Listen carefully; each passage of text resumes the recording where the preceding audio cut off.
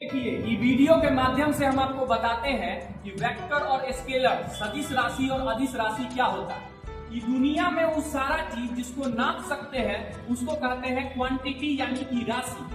कुछ ऐसा चीज होता है जिसको नापने के लिए हमको डायरेक्शन चाहिए ही चाहिए। डायरेक्शन नहीं रहेगा तो हम उसको नहीं नाप सकते हैं। वही कुछ ऐसा चीज है जिसको नापने के लिए डायरेक्शन की आवश्यकता नहीं होती है। आइए इसको हम एक एग्जांपल के माध्यम से देखते हैं। देखिए, ये जो है ये ए है, ये बी है, ये सी है।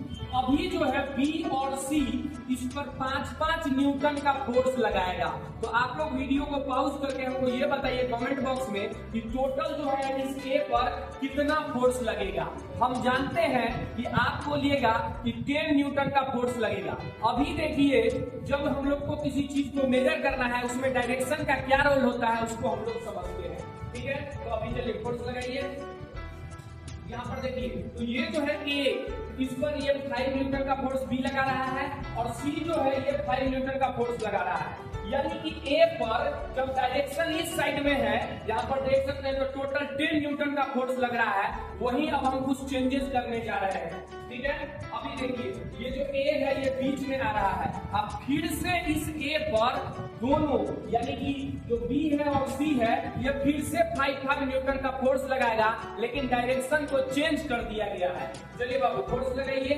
ठीक है, अभी आप ध्यान से देखिए, इसी ए पर ये 5 न्यूटन का फोर्स लगा रहा है और ये भी 5 न्यूटन का फोर्स लगा रहा है, लेकिन चूंकि डायरेक्शन चेंज कर दिया गया है, अपोजिट डायरेक्शन है, इसीलिए नेट फोर्स हो जाएगा 0।